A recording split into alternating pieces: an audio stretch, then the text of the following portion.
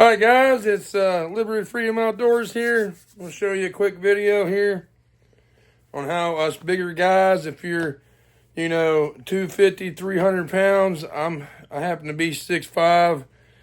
I'm roughly pushing 275, maybe a little heavier in the wintertime. I'm going to show you how us big guys, I carry a Glock 19X. I've been carrying one for 6 going on 7 years. Even when I did armed security down south, I still carried a Glock 19X and 9mm. No, I didn't have a red dot or anything on it, so today I don't have a red dot on this one either. I'll show you guys that this is clear, no red dot. I got my other slide on here, no light. That's the way I carried when I was on duty. I'll show you guys it's clear, it's safe, all safe. I'm going to show you how us bigger guys carry. Concealed. When I lived down south, open carry was a thing if you was fishing or hunting. But mainly everybody concealed carried. So I'm going to show you guys how us bigger guys do it. If you see, let's see if I can get this camera on me. You see, I have a Alien Gear holsters, concealed carry holster inside of my waistband. I have a belt on. I have a really good belt. Over here, I have a mag. I have a We the People holsters magazine carrier holster. Y'all always have a spare mag on you. You never know how many you're gonna need. You never know how many opposing people you may have to defend against. But there's my setup for concealed carry. I can get that out really quickly if I need to. I can also set down in a vehicle. It's not on my backside at all, and it's not up here in the 3 o'clock position or the 1 o'clock position. It's not going to hurt me. Us bigger guys, yes, we can conceal it down here easier with our stomach the way it works. But if you go to set down into a car, it's going to hurt you. Trust me, you can't drive around like that. If you have it on your back, well, you know what people say about that. You know, you slip and fall. We're bigger guys, you slip and fall. You may end up breaking your back in several spots. You don't want to do that. But I just wanted to show you guys a real quick video of how I've done it for years. As you can see there, as far as printing goes, it really doesn't print. I mean, maybe a slight bit, but overall, it really doesn't print. Now, if I had a tighter shirt on, yes, it would print a little bit. You see a little bit. You see my waistline. There it is. It's up against my body. It's really hard to see. And even if it does print, guys, really all you got to do this time of year is fall time. It's a little bit cooler. All you have to do is get you a long sleeve shirt that buttons up. Now, you don't just wear this like this and never train. You have to train with an overshirt. And for us bigger guys, the secret and the key is have you an undershirt. So if you don't have an undershirt on, all this stuff is going to start rubbing. Everything rubs right there. It's going to start hurting after. The first couple of days you may be good. You getting in and out of a vehicle over and over. It's going to start rubbing. It's going to start hurting. Now you see with this shirt I have on here, it's really not that bad. You really can't see it at all now. What maybe would have printed before, you can't see at all. And in fact, I have a couple oversized shirts. I go to the big and tall section. Even though I am big and I am tall, I'm 6'5", I buy my shirts really big just so I can carry. And I'll show you another example here. Or I may do another video here in the future. I have an We the People holsters outside the waistband holster, and you still can't tell with this shirt on. It's a little bit baggier, it's a little bit bigger, but for a guy my size, it looks perfectly normal. But I'm going to show you here, if I was training, and I need to defend myself from my family, this is how it would be. Hold my shirt up, pull out, and I'm on target right now. Kill zone. The main thing you want to be careful, normally I carry one in the stove, You want to make sure you're not getting your clothing stuck down that trigger guard. That's how a lot of people, including law enforcement, has shot themselves for their buddies. So I get all my stuff out of the way. Even if you had a shirt down under this, you would make sure it was pulled in really tight, just so nothing can get down that trigger guard. Now this Alien Gear holster actually has a leather piece there that kind of protects whatever undershirt you would have on. But I'll do that one more time here. I'll keep my hands up here. You know, if I see somebody, if I'm at a phone store sitting there trying to get a new phone, and I see a guy with a ski mask on, well, it is fall time, and in southern Tennessee, that's perfectly okay. You know, COVID's coming back around.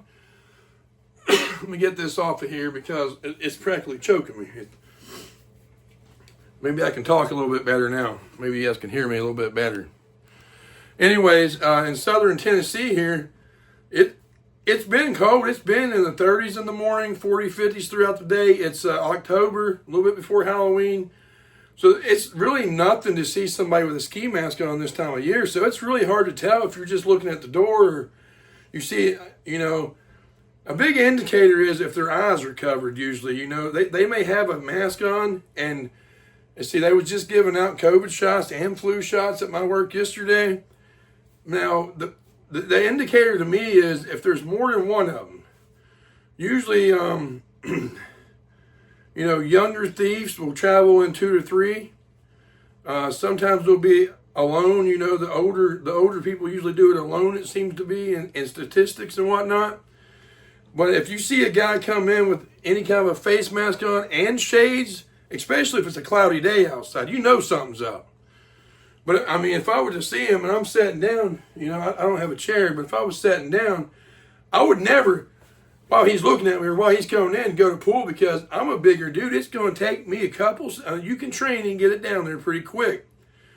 But you want to have a jump on the person you're trying to defend, you and whoever's around you. You don't want him looking at you when you go to pool. You're going to get shot every time.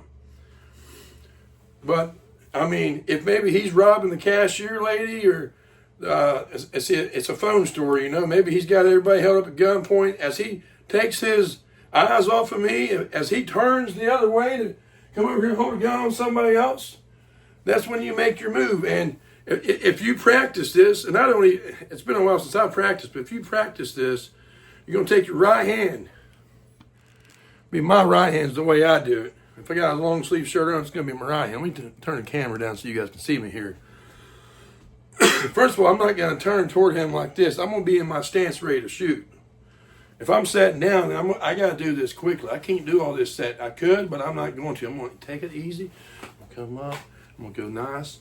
Nice. I ain't going to say slow, but nice and smooth motion is what I want to do. I don't want him to hear me and turn around and shoot me. I don't want that. But I can show you how quick one can be. Bam! You know, you carry one in the chamber. You don't have to cock it. It's already cocked and ready to go. That's why you carry with one in the chamber to start with.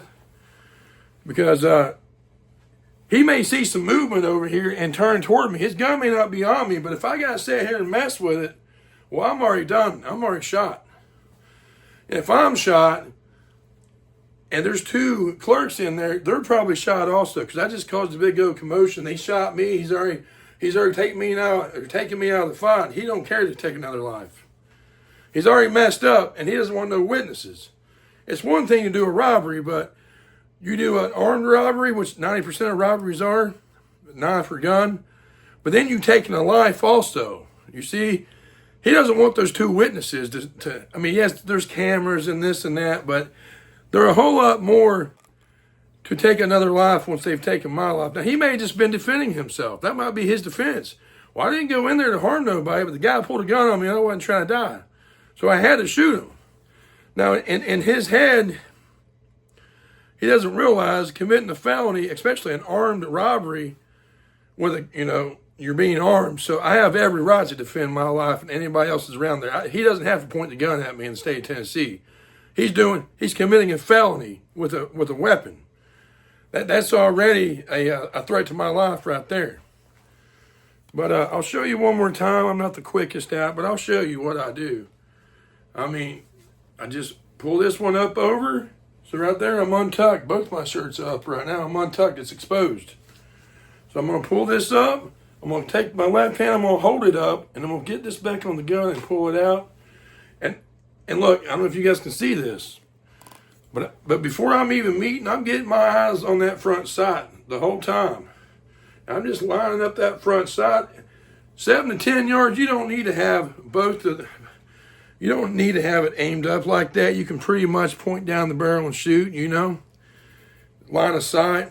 I'm looking at that front sight. As soon as that gets on my attacker, I'm pulling the trigger, and I guarantee you I'm hitting them. From 7 to 10 yards, that's no problem.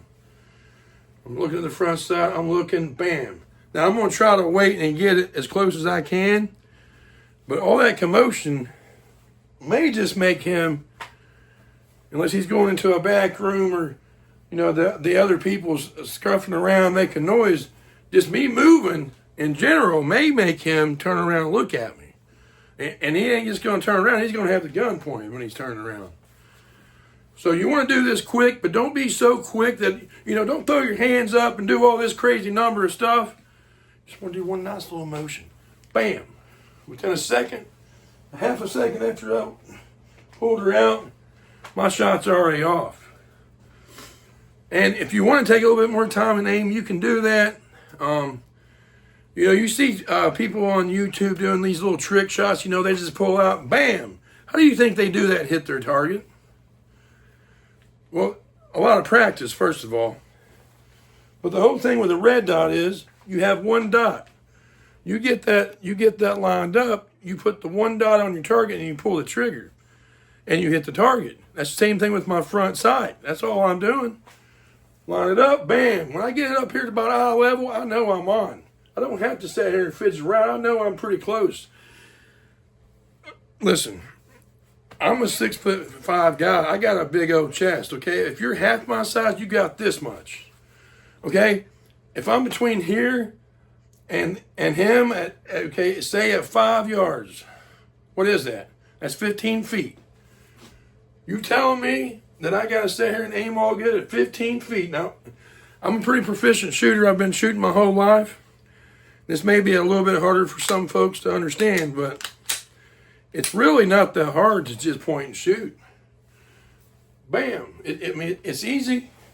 Easy peasy. If you have a rifle, it's even easier.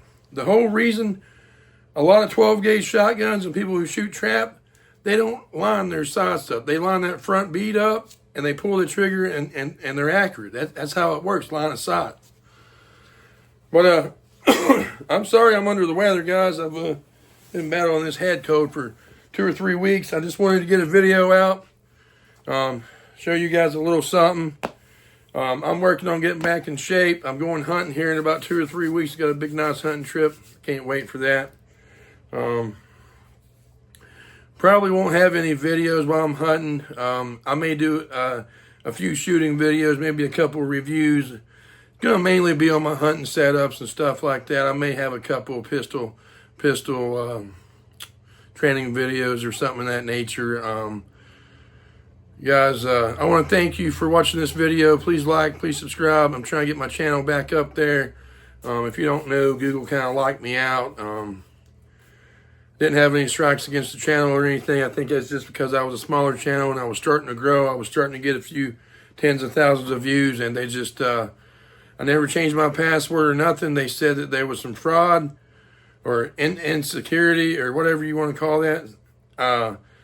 It was trying to make me change it. I never could change it. My email, my phone, everything stayed the same, and they locked me out of it. I've been back and forth with emails, so I just decided to start a new YouTube channel. Again, this is Liberty Freedom Outdoors. My name is Chris. Please like, subscribe. Please comment down below. And I'm going to try to promise you guys at least one video a week, at least. Thank you. Have a good day. And remember, if you can't save yourself in a fight, you cannot save your family. Have a good day. We love you.